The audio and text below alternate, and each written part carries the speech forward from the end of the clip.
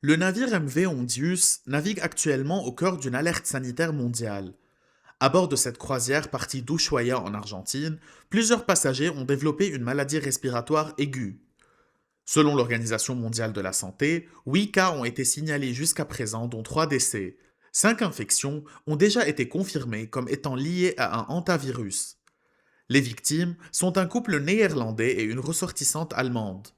Des passagers ont également été hospitalisés ou placés sous surveillance médicale dans plusieurs pays, notamment aux Pays-Bas, en Suisse ou en Allemagne et en Afrique du Sud. Le navire doit désormais rejoindre Tenerife dans les îles Canaries, où une évacuation progressive des passagers est prévue. Mais derrière cette alerte sanitaire, un virus encore méconnu du grand public. Les hantavirus existent sur tous les continents. Ils doivent leur nom à la rivière Hantan, située entre les deux Corées. Durant la guerre de Corée, plus de 3000 soldats avaient été gravement malades après avoir été infectés. Les hantavirus, bon, sont des virus appartenant à la famille Bunyaviridae. Ça, je pense que c'est connu maintenant par une grande partie du public. Et c'est un virus qui peut infecter les voies respiratoires, notamment donc avoir des symptômes pulmonaires, mais également il a un tropisme rénal, donc il peut infecter les reins aussi. Alors, au niveau de comparaison, oui, c'est vrai, on le compare avec les autres virus respiratoires. Alors, ce qui fait la différence entre le virus Hanta, COVID et grippe, c'est la transmission, la vitesse de transmission et la stabilité du virus. Alors, le virus Hanta se propage par aérosol également. Il est surtout transmis par les rongeurs, par les urines, les matières fécales, la salive. Et donc, à partir de là, par la poussière qui peut par la suite passer dans l'air et qui a été contaminée par des urines, par exemple, de rongeurs, là, il y a un risque de contamination. Alors, c'est un virus donc potentiellement qui se propage par aérosol, comme le virus de la grippe et du Covid, mais la transmission est beaucoup plus lente à ce niveau-là. Et c'est la raison pour laquelle, pour l'instant, on ne voit pas une transmission assez rapide de masse, comme on a vu dans le cas du Covid et du virus de la grippe. Et donc, en virologie et en clinique, on parle du facteur R0. Donc, c'est la possibilité d'un virus à être transmis dans une population. Le R0, ce facteur doit être supérieur à 1. Dans le cas du virus Hanta, notamment la souche des Andes, qui est la plus à transmission entre les humains, elle a un R0 inférieur à 1. Donc pour l'instant, il n'y a pas trop risque de contamination. Alors que pour le virus de la grippe, c'est entre 1 et 2. Pour le COVID, ça peut, pour certaines souches variantes, ça peut atteindre les 8. Et donc à partir de là, la transmission de ce virus, la contamination n'est pas encore très développé comparé au sein des humains comparé au virus de la grippe et du Covid. Les premiers symptômes ressemblent souvent à ceux d'une grippe, fièvre, douleurs musculaires et maux de tête. Mais dans certains cas, la maladie peut évoluer brutalement. En Amérique, certains hantavirus provoquent un syndrome pulmonaire sévère, pouvant entraîner des œdèmes pulmonaires et une détresse respiratoire aiguë. Selon les Centres américains pour le contrôle et la prévention des maladies, près de 38% des patients développant des symptômes respiratoires peuvent en mourir. La mortalité, elle, varie selon les souches et peut atteindre jusqu'à 15% des cas. Chaque année, environ 200 cas de syndrome pulmonaire à hantavirus sont recensés sur le continent américain. Le foyer, actuellement surveillé dans l'Atlantique, serait lié à une souche dite des Andes. Une particularité inquiète les scientifiques. Il s'agit du seul hantavirus connu capable de se transmettre d'un être humain à un autre. Théoriquement, je dis, le risque existe, d'accord? Notamment qu'il s'agit d'un virus d'ARN.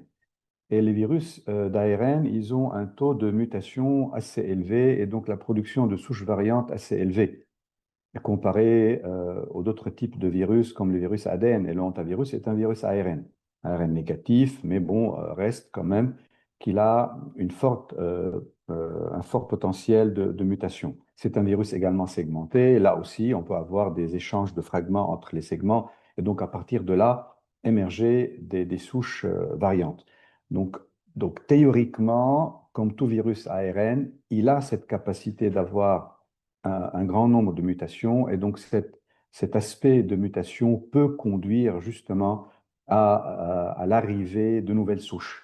Alors, ces nouvelles souches peuvent être des souches qui ressemblent aux variantes de point de vue contamination, transmission de la variante actuelle et on peut avoir également des souches qui peuvent se transmettre beaucoup plus rapidement, donc avec une certaine adaptation à l'organisme vecteur et à partir de là, peut-être craindre des pandémies. À l'heure actuelle, avec les connaissances que nous avons, avec l'état du virus actuel, le virus, il est encore très contrôlé. Il n'y a pas de transmission humaine anormale de ce qu'on voyait dans les années d'avant. Mais encore une fois, il faut suivre le virus au niveau de ses mutations, de l'apparition de nouvelles souches émergentes et voir si les nouvelles souches émergentes auront la possibilité d'une transmission beaucoup plus rapide. Et pour une transmission homme à homme, il faut que ce soit un contact prolongé, un contact direct. Et donc, c'est la raison pour laquelle il n'y a pas encore, avec la souche actuelle, hein, je parle de la souche des Andes qui est la souche la plus virulente, il faut que ce soit un contact très direct, prolongé, ce qui n'est pas le cas de la grippe ou du Covid à ce niveau-là. Et donc, un autre aspect également, vous savez, pour le Covid, un des risques, c'était qu'on peut être asymptomatique et transmettre la maladie. Donc, on peut être contaminant, contagieux, sans avoir les symptômes, ce qui n'est pas le cas, au moins pour l'instant, pour le hantavirus. On est contaminant quand on est symptomatique ou juste pré-symptomatique. Donc, à partir de là, on peut savoir tout de suite si la personne elle est malade avec les symptômes et donc prendre des précautions. Mais les autorités sanitaires appellent malgré tout au calme. Selon l'OMS, le risque épidémique reste faible, mais les autorités surveillent étroitement les passagers débarqués lors d'une escale sur l'île de Sainte-Hélène dans l'Atlantique Sud. Une trentaine de personnes y étaient descendues le 22 et 24 avril. 12 pays ont été alertés par l'OMS afin de retracer d'éventuels cas contacts. L'origine exacte de la contamination demeure inconnue, mais selon l'OMS, le premier passager décédé présentait déjà des symptômes quelques jours seulement après le départ du bateau. Cela suggère que l'infection aurait commencé avant même le début de l'expédition. L'Argentine, où le virus est endémique dans certaines régions andines, recense chaque année plusieurs dizaines de cas. D'après mes connaissances, un vaccin existe en Corée et en Chine, mais qui n'est pas utilisé à l'échelle mondiale. Vous savez, toujours, donc, dans certains pays, on peut fabriquer des vaccins, mais il faut que, pour que ça soit diffusé à l'ensemble des pays, il faut l'accord de l'Organisation mondiale de la santé, un suivi, etc. Donc, pour l'instant, on peut dire que dans le monde, on n'a pas de vaccin contre ce virus, excepté dans certains pays. Donc, on compte beaucoup sur les traitements et les traitements des symptômes. Donc, c'est ce qu'on fait. La fièvre, si on a des atteintes respiratoires, donc symptomatiques. Et donc, à partir de là, on verra comment les choses vont évoluer. C'est un virus ARN, encore une fois. Donc, bon, maintenant, on a une grande expérience dans la fabrication de vaccins ARN.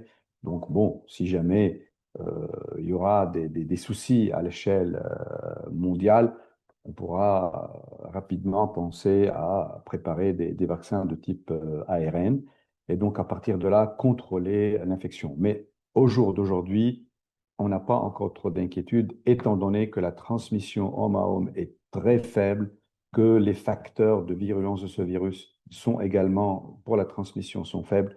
Donc, on traite les symptômes pour l'instant en attendant l'évolution de ce virus et voir ce qui va se passer dans les semaines ou les mois à venir. La meilleure protection reste donc la prévention. Limiter les contacts avec les rongeurs, éviter les poussières contaminées et respecter les mesures d'hygiène demeurent les principaux moyens de se protéger contre ce virus rare mais potentiellement très mortel.